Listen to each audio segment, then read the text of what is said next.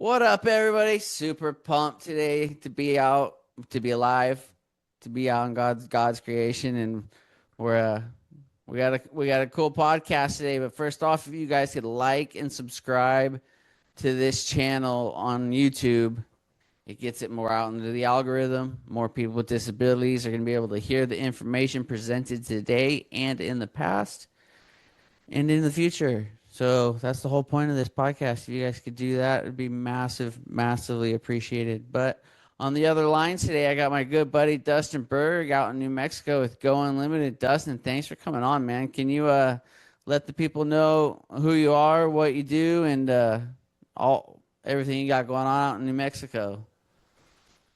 Yeah, man. Happy to be here. You're right. It's a beautiful day. Every day is a beautiful day, usually, right? Yeah. But I don't know.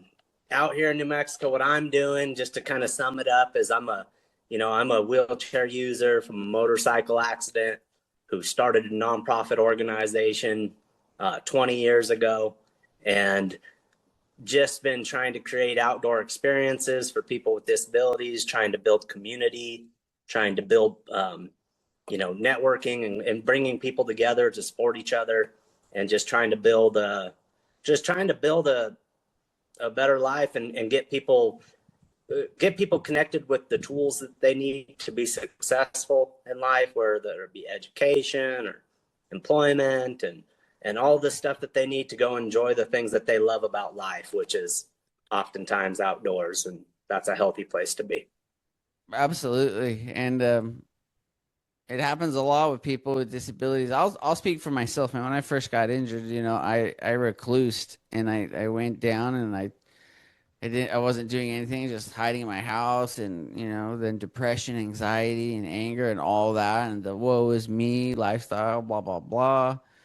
And so giving people an outlet like that is amazing, man. Yeah, I'm just following here on your Instagram. So if you guys want to check out the Instagram, it's Go Unlimited NM for New Mexico. So that's Go Unlimited NM.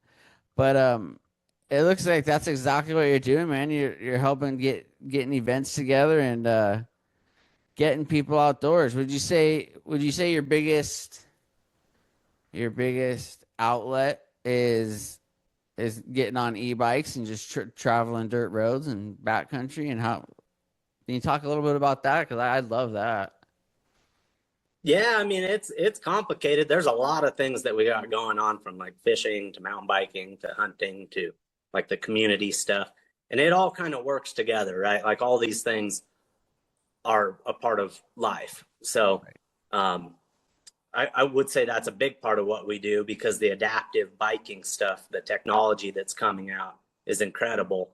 And then it's opening up a bunch of different doors to different activities that just were previously unavailable. So using that adaptive equipment for mountain biking, but then also using it for like fly fishing and exploring and just all the other things. It's our boots, if you will, to be able to explore the outdoors and do all the different activities that we enjoy. Yeah, it's absolutely huge being able to cover land instead of just being, driving up to a blind and getting dropped off, and then you're kind of just like stuck where you're at, because the woods don't care that you're in a wheelchair. The outdoors don't care, that your wheels can't go over logs and mud and stuff. So having those bikes to get around it's an amazing thing. And plus, while I was here creeping on your Instagram earlier, you happened to use one of those big e-bikes to shoot a monster muley, man. That thing is beautiful. Is there any way you could tell us that story? I want to hear all about that.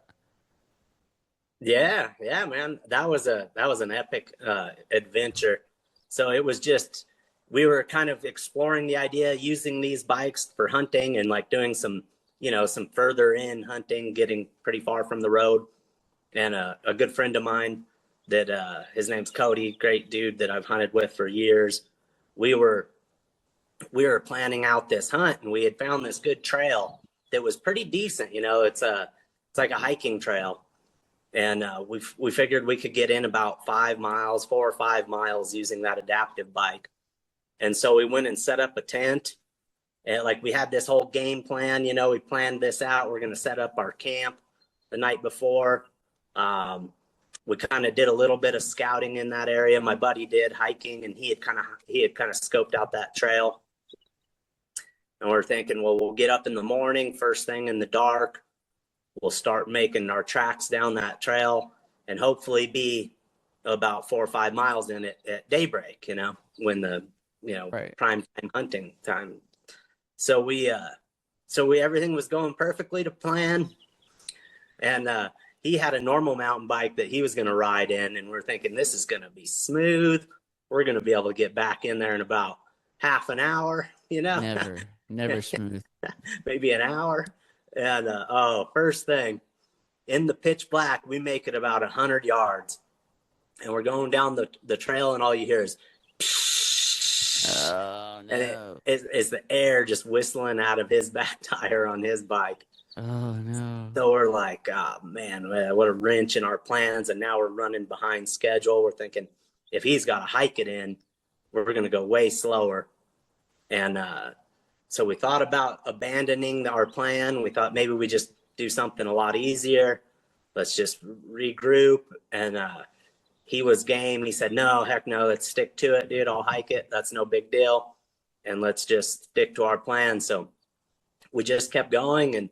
And so we're running way behind schedule, but I mean, it was beautiful. Like the sun came up and we're back in there, and it was in October in New Mexico. So the trees, like the aspen trees, were this just bright golden, Right.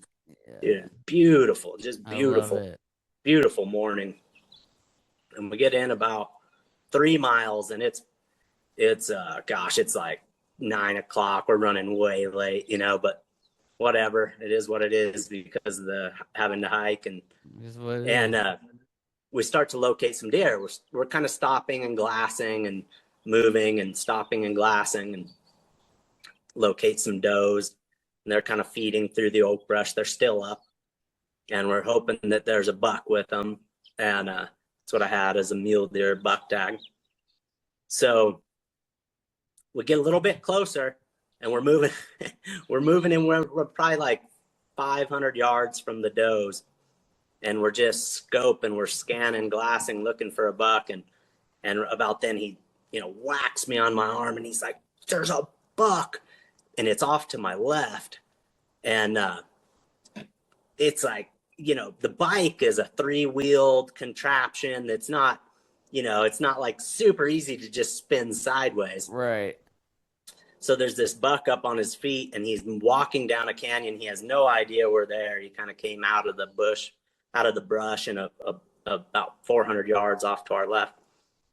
And so we're kind of trying to move the bike around and get it turned and get it positioned, and it worked out pretty well. But while we're positioning it, he disappears. The buck is just gone. I've They're got my good at shooting. that.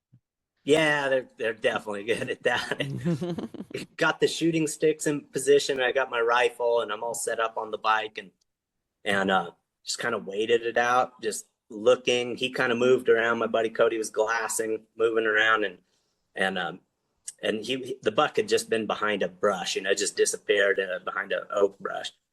And then he popped out and was like 380 yards or something away, and I made a perfect shot. I didn't even know really what had just happened because when I saw him through the scope, it's a buck, it's a deer, it's definitely got legal horns, Hmm. and that's all that really mattered to me. And then he was so excited. He saw everything through his nice Swarovski binoculars, and he just saw that there was this really nice, big, mature deer. And he about broke my hand, fist pumping my knuckles, and then and then we made our way over there, and it was just it was a pretty tremendous deer, great opportunity. It was crazy. It just all came together. That's a solid 4 point, bro. Like that's Yeah, big. That's a big buck. yeah, that was the biggest mule deer I'd ever got. It was incredible, man. It was truly an experience of all my hunting experiences. It was my favorite. Yeah. If you guys have an opportunity, go check it out on his Instagram, Go Unlimited NM. It's a little bit down the ways, but man, what a beautiful deer, man. Congratulations. So I also see some other things here too. You were saying you help people with hunting. How exactly does Go Unlimited help people with hunting? Do you guys get tags donated to you? Like, how can you So run that part by me? yeah, most of the hunting stuff that we do to help people, we work with our local game and fish department. And so when they do a public draw every year and Game and Fish gets a certain amount of hunters that draw tags that they can't use their hunting tag for one reason or another, and the person who drew the tag donates it back to Game and Fish, and then we help Game and Fish find hunters for those tags to give them away and give those opportunities to other people. And that's so it's a Game and Fish program that we help them with. And it's so their regulations and rules are that those tags need to go to veterans and first responders and youth. So we just try and find good people to give the hunting permits to. That's the majority of what we do with the hunting. And then we help a few folks. We try and do some really cool, like adventurous hunts where we'll use the bikes and we'll, try and put together a true experience where we come out and bring people, bring bikes, and try and get people off the road so that they can, experience bugling elk, off in the mountains. Nothing like in Jurassic Park, man. Yeah, yeah. Try and capture that experience. I mean, going out to hunt and harvest your animal, putting in the work. All right, 100%. Pretty cool. So yeah, that's the whole foundation to the T8 Outdoors podcast, man, is to get people outdoors and connect them with groups like you guys. That's awesome. So what kind of hunts have you guys gone on? Like I see there's an oryx. Those are cool. Those are kind of running wild out there in Texas, right? They're Well, in New Mexico, they were brought to New Oh, Mexico. New Mexico. Yeah, they were introduced to the White Sands Missile Range. So it's an African species. Right. And they were introduced in the early 1900s, I want to say, like 19, I'm not even going to say, I'll get it wrong, but so they were introduced, they thrive out in this environment, this high desert environment. So they're in southern New Mexico and they grew, their population grew, they expanded beyond the White Sands Missile Range. So now they're on the White Sands Missile Range, but they're also out in the surrounding areas and ranches. So people can apply to hunt. It's a pretty wild species to hunt out here. But people can apply to get tags, and delicious. That's another big part of like our whole hunting stuff is we like to process our game and cook our game. Like eating wild game is a big part of it, cooking it, processing it, doing the From whole field to plate, the whole thing. man. That's right. And that Oryx is some of the best. If you haven't tried it, you need to put in. No, I'm good. Yeah, I'm gonna start applying to that. Do you know a guy? He was just on my podcast, Matthew Manharis. Oh yeah. Yeah, I know, Matt. Yeah, he's got a cool thing with Impact Outdoors. But I just did a podcast with Yeah. him, and me and him were chatting, and he convinced me enough to put in for Audad for Barbary sheep. That's like his deal. But he was saying my favorite game meat, since we're on game meat, my favorite game meat is antelope. I love pronghorn. Like I like it better than elk. I like it better than anything. So what do you I think about it? What's your best meat so far? I mean, I like antelope too. I've heard mixed reviews on antelope meat from people, but I think a lot of it is getting your meat cold. So as soon as you kind of harvest the antelope, get that skin off, get the meat cold, get it clean, and then I think it's fantastic, man. I love antelope. Oryx, elk, those are probably my three favorite. And then deer, I've had some really good deer. Deer jerky is my favorite kind of jerky. Something about the flavor of the meat when it's turned into jerky. The deer is great. Um, Gosh, we've had it. Yeah, those are my favorites. I can't I hate like it on all. it. Yeah, right. I can't hate on any of those, man. They're all good, and they're all acquired taste. Once you try them all, then you'll have a better opportunity to figure it out. But so that's cool, man. So on your hunt so far, what all kind of hunts have you been able to link people up with? All the big game hunts. I mean, that's kind of where we focus on it, on just the big game hunting. So elk, antelope, deer, oryx. Those are the main species we hunt. And if people want to get a hold of you to possibly, put their name in the hat, how do they go about doing that? That Instagram is a good way. They could jump on the Instagram or they could go to our website, either one. Shoot us a message. And the website .org. gounlimited.org. There it is. Go simple as gounlimited.org. I love it. And then um what else do you guys do? So we've touched on e-bikes and mountain bikes, and I absolutely love that. I've been looking into an e-bike, but I'm not gonna lie, like I gotta save up a pretty penny to get some of those. Have you tried the Coyote at all, or are you just going with like three-wheeled bikes? We've worked with the Coyote. I haven't personally used one. Super capable machine. We did have a gal come out to New Mexico from Texas with a Coyote, and with another group with Chad Walgura and Yep. Able Outdoors. They came out and we helped them with an elk hunt, and she had a Coyote, and it was impressive. It was a nice piece of equipment. And then there's another guy. Since then, there's another guy out here who's got one, and we'll probably do something with him. But what we've really just focused on is like the biking side of things, like the three-wheeled cycles, just kind of a lighter utility type applications, like those other um, track chairs and coyotes and stuff. They get pretty big and heavy, so we My like track chair having. is 500 pounds, dude. Yeah. So these bikes are like 80, 90 pounds that we're using, And the but cool they've thing got. too, the cool thing too with the bikes is you can go miles back there. Like that's my main thing with the track chair so far.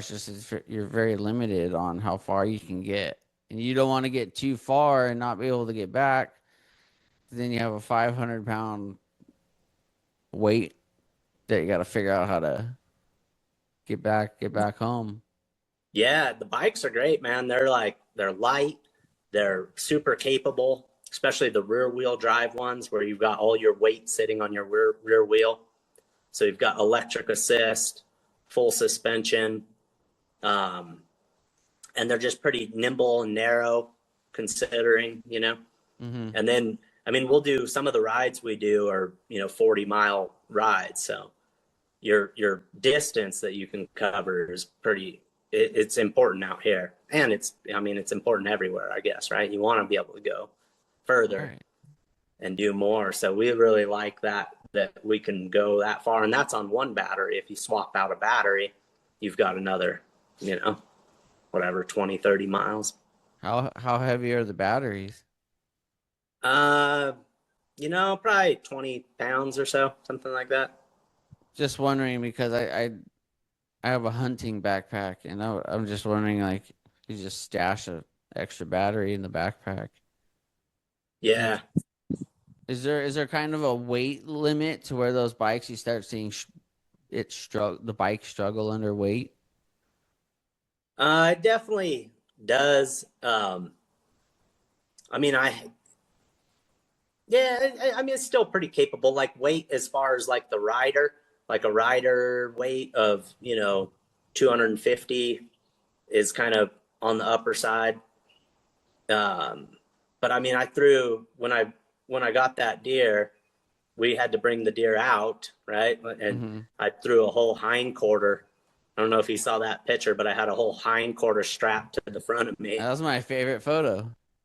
Yeah, that was pretty awesome, man. I was trying not to get kicked by my own deer Right. because the way the foot was, the hoof was kind of right here, and I'm riding along with this and hit a rock, and the hoof kind of swing and get the last laugh. But Yeah, that's all I was gonna say. but the weight, the weight is a good thing because you want that weight on your drive wheel. As long Hmm. as your motor's got the power to turn the wheel, and we haven't really found that to be a problem. They're pretty strong motors. Nice. I'm a big fan. Big fan. How would you go about if you wanted to order a bike? Let's say you wanted to order a bike and you're limited financial wise. Do you know of any foundations or anything like that that could help out with grants or? Yeah, yeah. There's a couple people out there. There's the Kelly Brush Foundation. Kelly Brush Foundations, like they're awesome, man. They help a lot of people with adaptive equipment, with hand cycles, and maybe a portion of the cost of a big off road mountain bike, adaptive mountain bike, like what we're talking about, or sports chairs for people that like wheelchair basketball, or all that type of adaptive equipment. Kelly Brush is great. Challenge Athletes Foundation is another one. They'll help, and these are all individual grants that people can apply for. Right. Get their own personal equipment. Yeah, challenged athletes helped me out with a hockey sled because I was playing ice hockey there for a while, and yeah, they helped me out with a sled. It worked true to their word. Good people, and it worked out really well. Yeah, yeah, and I mean that's the biggest problem, right? Is that like that type of equipment does get super expensive. So it's really cool that we have those foundations out here to, well, nationwide. This is for anybody, right? Helping people pay for their equipment. Yeah, yeah, I absolutely love it. So on the website and on your Instagram, that's where I'm guessing you're going to be posting a lot of your events that you're going to be putting on. Like if people are interested in coming out there, they just pay attention to that. And we have a couple different things. Like we've got a boat. We've been building our boating program for many years, but we've got a new boat coming out from Ohio that's fully wheelchair accessible with a lift to get people in and out of the water. It's got all the fishing stuff. It's like downriggers and super cool boat. And the way we're setting it up is that working with local guides, that boat's available for people to rent their own. Basically, just go book an accessible fishing trip whenever they want. That's So they could, yeah, so they could make contact through the website, and then we can help them book their trip, book their rooms, book the boat, book the guides. Hopefully, have water recreation as an option here pretty soon too, where they can get into the water and cool down and just float around, or maybe even do something more adventurous like a little tube ride or something. I'm not gonna lie, one of my favorite things in the world is just getting into a pool and going swimming. Feels Being so good. being completely weightless, being out of the chair, just being able to cruise around. Like I'm blessed. I have arm control, so I'm able to swim really well, and even just floating around, not being anchored to anything. It's just so good when you have absolutely no pressure points anywhere on your body. Like it feels great. Oh, That'd be- it's the best, man. I know. I'm so excited about it too because I'm a T7 paraplegic, so I'm in this chair all the time. And You're right and next to me, bud. yeah, man, 7, 8. 7 and 8. So so when we've been taking people fishing out at the lake here, we got this beautiful lake we take people to. We get them out on the lake. We do all this fun fishing. It's super cool. It gets to be about 100 degrees in the middle of the day, and the first thing you see is all the family members and all the volunteers jumping in the water and cooling down, and all the folks in the wheelchairs, if they can't, it's kind of hard to get in and out of the water from the boat, honestly. That's just what it is. And Mm-hmm. so that was one of the things that we're like, man, we want to make this so we want to make this the full experience. When it gets hot and you want to get in the water and you want to float around, stretch out, uh, we want to be able to do that, So it's been like a 2-year project we've been working on with this custom boat building company in Ohio, and that boat's being delivered in April, and it has the full lift function, and like that's going to be awesome, man. Dude, that's a game. That's a massive game changer. Yeah, And yeah. is it a kind of boat where you can kind of do like water skiing back, or is it just like a cruise mobile? Well, we're hoping that we're going to be able to do like it's going to be pretty powerful for like if we do water ski and stuff. But so what it is, it's a 30-foot long boat. It's a big boat, 10 foot wide. It's a tri-tune, so it's like a big giant pontoon boat. Right. But then it has twin 200 horse outboard motors. So thinking with the 400 horses, we might be getting around skiing speed. The old boat we had we still have it. We have it at a different lake for fishing, but is a 24-foot boat with 115 horse. So we're hoping that little bit more length, the 3 pontoons and the twin motors will get us into a position where we can do more water recreation like skiing and stuff. And being on the lake, it would be a sin not to have a fishing pole. You guys fish a lot on your boats? Yeah, I mean, we specialize in that. Fishing is we've been pretty good at it for a long time. And this boat, we have it all set up with downriggers for kokanee salmon fishing. So we fish for kokanee salmon. Those are the fish we usually eat because they taste delicious. And then we have all the rods for like northern pike fishing and bass fishing. And so we catch 40-inch northern pike is kind of the big ones, and then decent sized bass, smallmouth and largemouth, kokanee salmon, some giant trout in the spring, like big brown trout. So yeah, we've got all the fishing gear. We got that covered. And then right below that lake, there's actually a world-class fly fishing river called the San Juan River. I should have said the name of the lake is Navajo Lake. But right below Navajo Lake, the San Juan River comes out of it. And then we have drift boats that we use to take people fly fishing down the river. So you can experience the river in its entirety too. Because, accessing a river in a wheelchair is naturally complicated. But from a drift boat, we can hit the whole thing. And it's pretty epic fly fishing.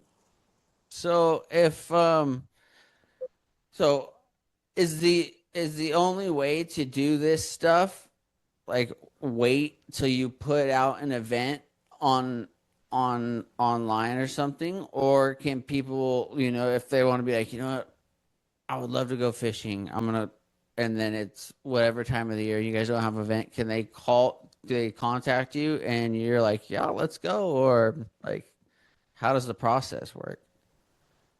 Yeah, that's pretty much it. So you contact us and we set up a trip for you and your friends and your family. It's not really like that's how a lot of people do it, because most of the people are they don't really care to go with us a whole lot.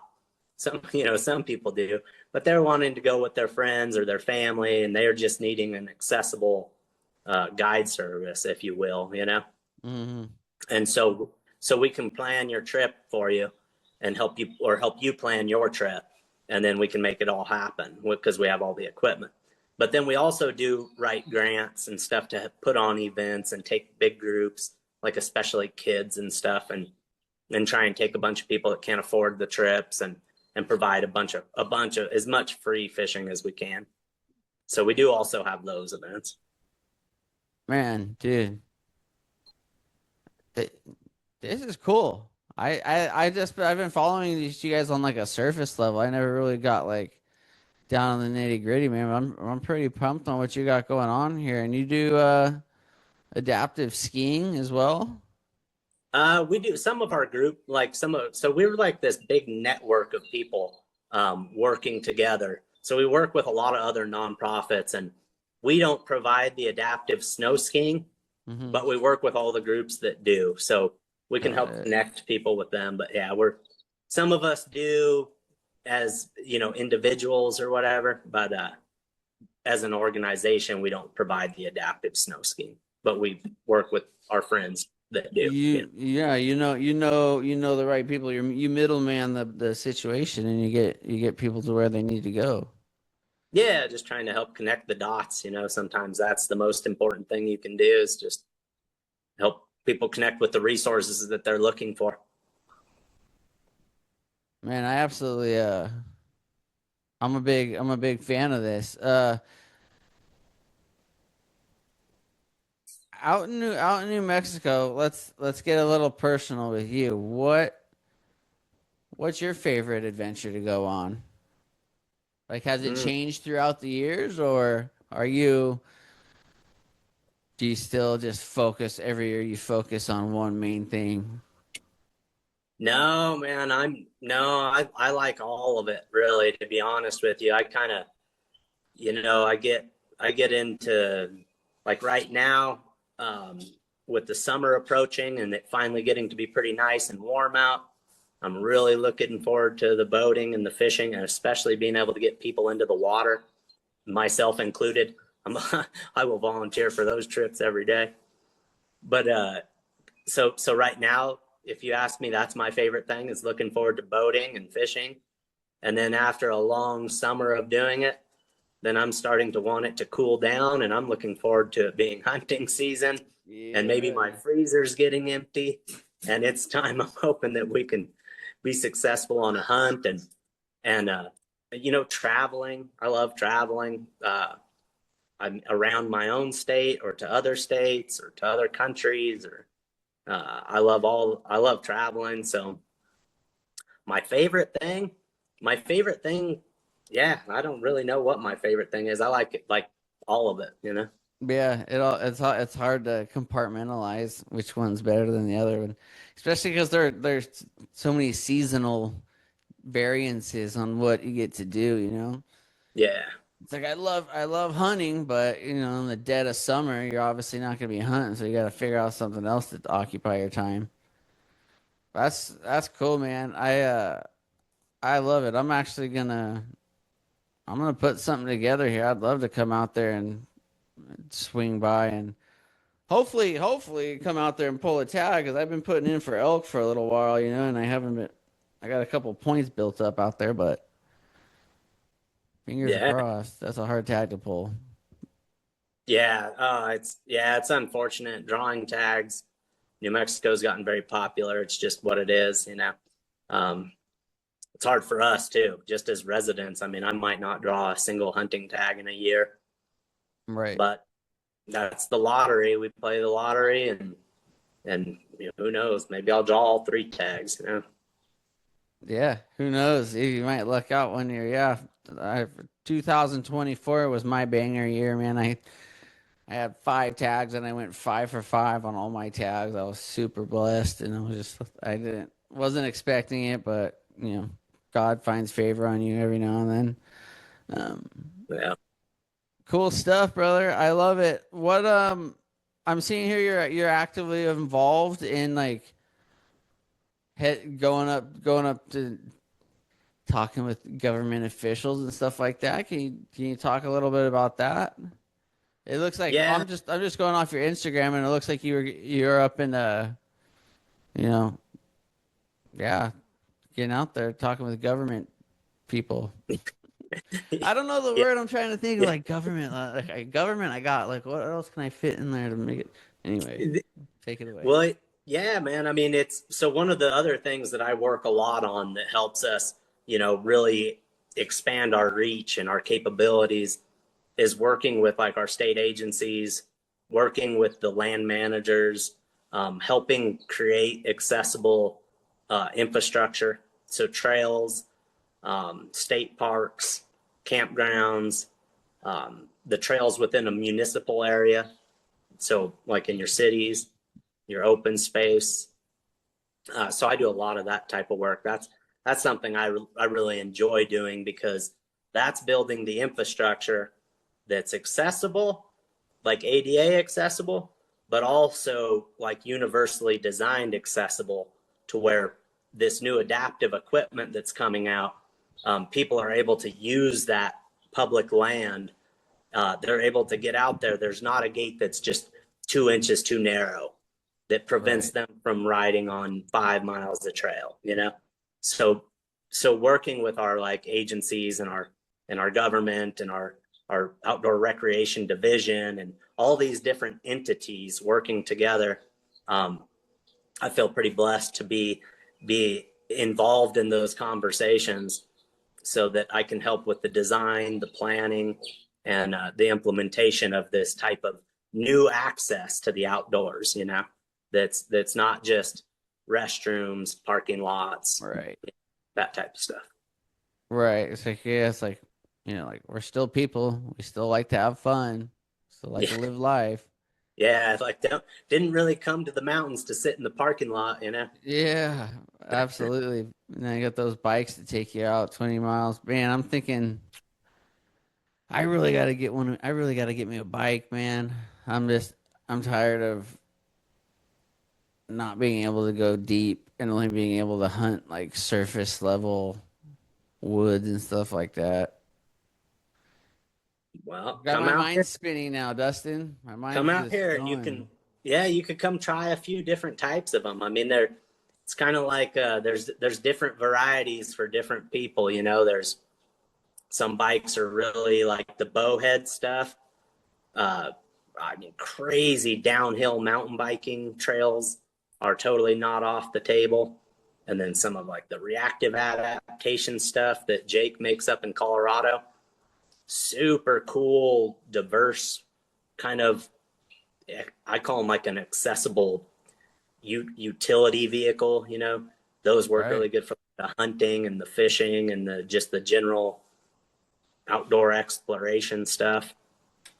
But man, we're living in a good time where this type of technology is available to people because it is absolutely a game changer.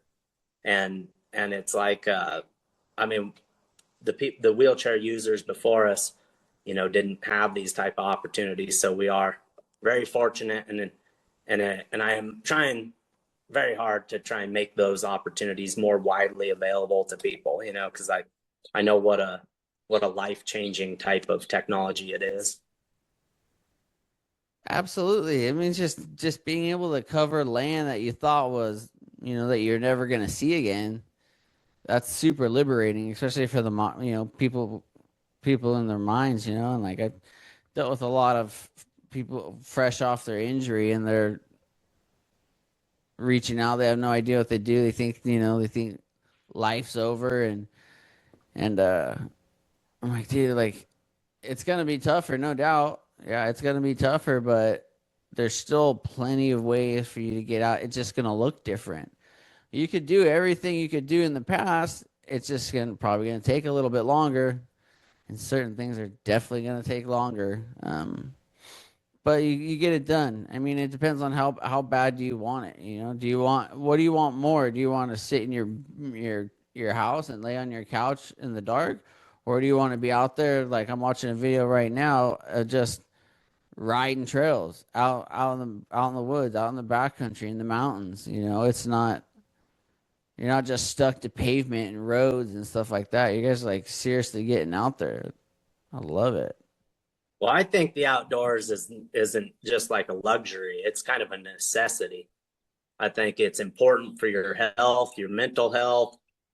Activity is undoubtedly important for your physical health. You know, so getting active, getting out there, these are things they're kind of critical to your health and your well being.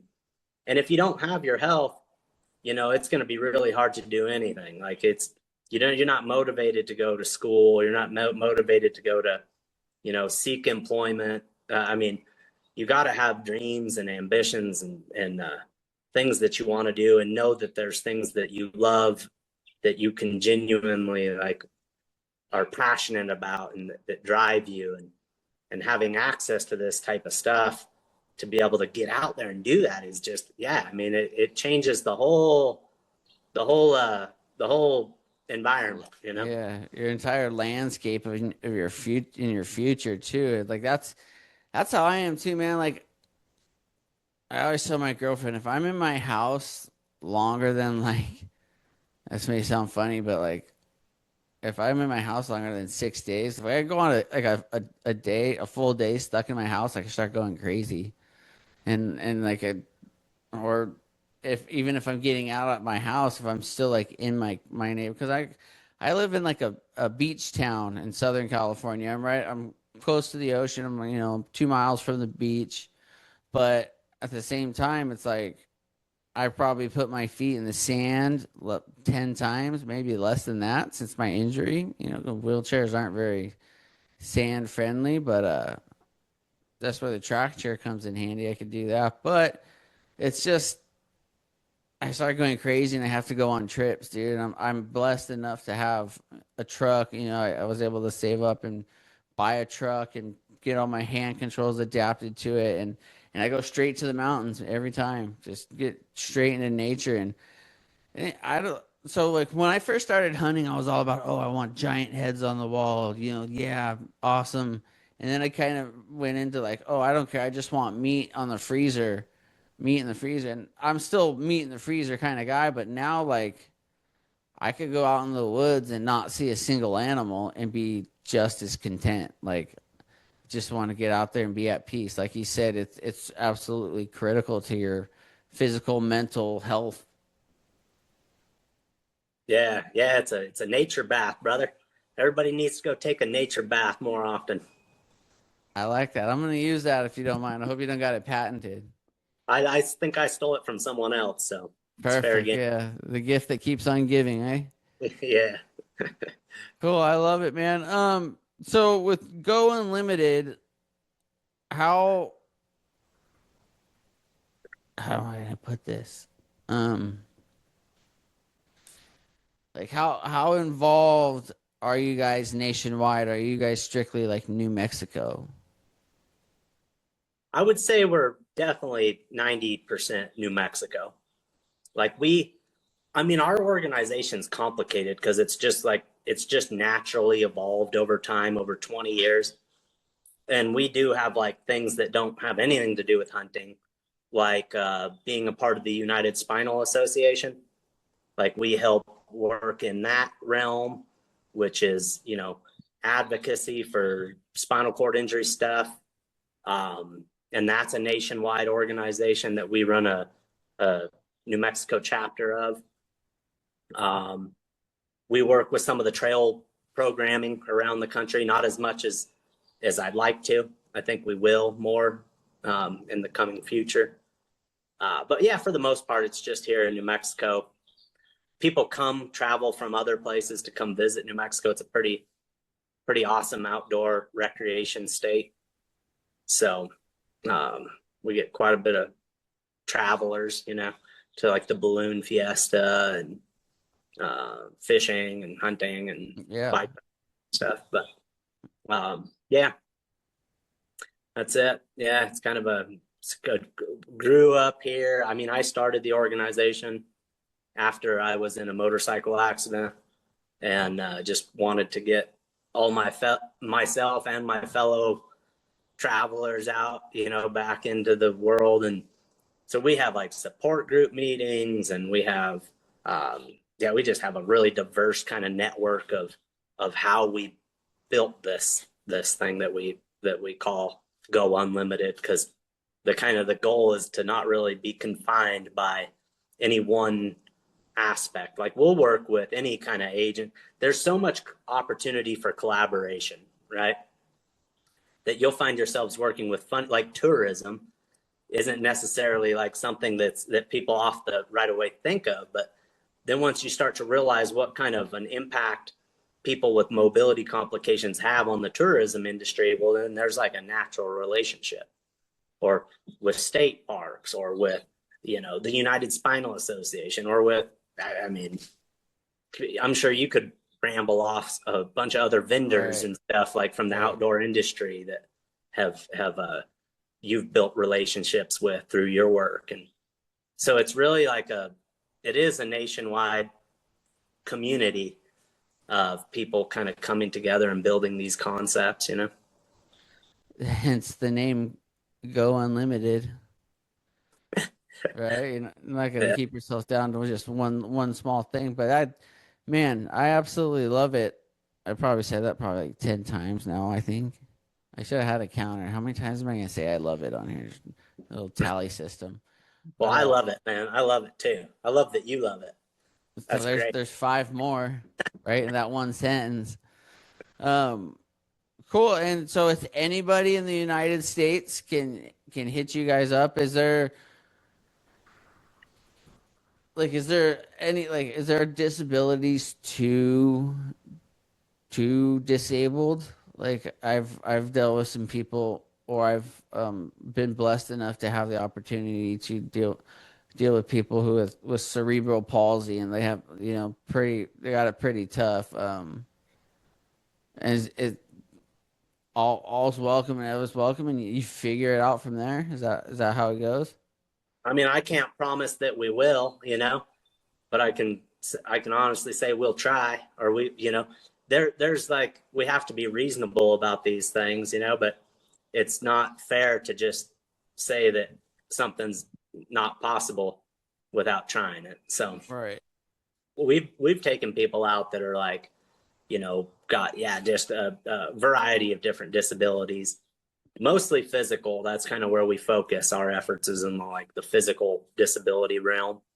But that's not to say we haven't taken people with cognitive disabilities, boating and fishing, and like, we're here to help wherever we can, you Right. know. So, and these bikes, like, one of the things we realized pretty quick was, we could build quad grips, so we started adding quad grips to the different types of bikes so that we could expand the type of users that could use the bikes, because we were limited to people that had like a pretty solid upper body strength. Mm-hmm. And we recently got like the new Bowhead Ranger. It's the four-wheel version of the Bowhead, Yeah. so it's super stable, and then it's all set up with quad grips. And the people that are here in our community or travel or stuff, that have, all you really have to have is like wrist flexion, you know. And now they're riding these bikes too. So Dude, I love it. There's another one. Cool, Dustin. I appreciate it. So what? Well, I mean, you obviously already jumped in on this. So you say your injury has been about 20 years, right? yeah, yeah, 2003. So 23 years now. That was 2000, 2009. I've lost track, man. 2009, 19. So I'm on 16. So I'm going on 17 in August. So what, like when I got hurt, like I was traveling the world snowboarding, and I was doing all that, riding backcountry, all that stuff. And were you competitive on motorbikes, or were you just doing out there having fun? No, I was a wreck motorbike guy, just having fun. Um, but I also big time on the snowboarding. I've got two older brothers that are like, especially the oldest brother, super adventure junkie type outdoor guys. And so we would do backcountry avalanche gear in the northern Sierras, like June Lake and That's all that's up in where that. my life was, man. Yeah. So Far away from people as possible. yeah, snowboarding and rock climbing and mountain biking and hunting, bow hunting. I grew up bow hunting. That was my whole hunting career when I was younger. Um, Fishing, yeah, I like all those things. That's why I started the Right. nonprofit. I was like, after in 2005 I was in the motorcycle accident, and I mean, your world is flipped upside down. And Yeah. And it's like I went back to school, I went back to work. I was doing AutoCAD land surveying work in the office. And I was like, man, this is tough going to work without like anything to look forward to on the weekend, you know, like Right. so that's when I was like, well, I got to do something. I've got to figure out a. So I How started did this. it how did it start? So I didn't mean to interrupt you. That was completely rude on my point, dude. But how No, did no, and yeah, no, it totally. That's like how it started. So I just really just got together with a couple friends, um, and started trying to figure out how to start a nonprofit, what the application process was, you know, and filled out our paperwork, got our application in, and then just literally started going and like buying fishing rods and taking groups of kids from the children's hospital fishing at the local pond. That was like the first thing we started doing. And we'd barbecue. Yeah, so we'd have like a barbecue. We'd get all the kids out to the pond, to the lake, you know, and we'd barbecue hamburgers and hot dogs, and we'd have all the fishing gear, and we just and it was cool, and it was like they had never done that, you know, and these kids right? are like 15, some of them 15, 16 years old and never had done anything like that. And I was like, wow, we could take this way further, you know? And so we just kept kind of building it on itself. Cool, yeah, and then just the dominoes, just go where the dominoes fall, huh? Yeah, and go where the community wants to go. Like that's like I said earlier, like we have the support group meetings. It's like, what do people want? What are people trying to do? What kind of technologies out there? Like there's really we're not it might be completely different here in 5 years, and we just adapt with the times, you know. Depends on what's available. Right. Who knows where this e-bike tech is gonna go? Pretty Yeah, excited about that. a lot of this stuff. Yeah, Get me on AI and a flying bike, dude. right. Yeah, could put wheel the whole wheelchair thing could be obsolete here, which would be fine by me. But until then, we might as well keep working on it. You know. Yeah, may have as much fun as you possibly can. Well, Dustin, I appreciate you hopping on, man. What a great organization you guys got. So if you guys are listening to this podcast, you want to check out Go Unlimited New Mexico. The website is www.gounlimited.org, and the Instagram is Go Unlimited NM, as in New Mexico. Go Unlimited New Mexico. But as always, at the end of my podcast, you guys know if you've been listening, I'm a man of faith, I'm a man of God. I believe without God, I don't know where I would be right now. And just seeing the cool people he's put in my life and stuff like that. So at the end of every podcast, I like to lift up a small prayer. So if you guys are listening to this and you wanna join, I'd appreciate it. If not, all good. Go about your ways. But I'm gonna lift up a small prayer real quick, Dusty, if you don't mind. Father God, thank you so much for the opportunity you've given us, Lord. Thank you for the blessings and thank you for Go Unlimited, God, and just we don't want to be in this position of in a wheelchair, Lord, but with people like Dustin, you make the most of it and helping people out there, just having a great life, God, who would think it wouldn't get any better, God. So I just pray that you can keep blessing him, keep his mind running sharp, keep him physically healthy, Lord, and bless Go Unlimited. In your son's name I pray, amen. Amen. Thank you, brother. I appreciate you, Dustin. Dude, I'm gonna be in touch. I'm coming out there. So Perfect. I'm coming out there too, man. The beach doesn't sound too shabby. it doesn't. If you come out to SoCal, um, let's meet. We have to meet up, dude. We'll go fish. I got For sure. kayaks. I got kayaks, float tubes. I got buddies with boats. We'll go deep sea. Try to get on some bluefin or something like that, dude. But Nice. yeah, you let me know when you're coming out, dude, and I'll try to put something together, and we'll have fun. Right on, dude. Sounds good, man. All right, Appreciate you. appreciate you. Thank you so much. Bye. Oh, shoot.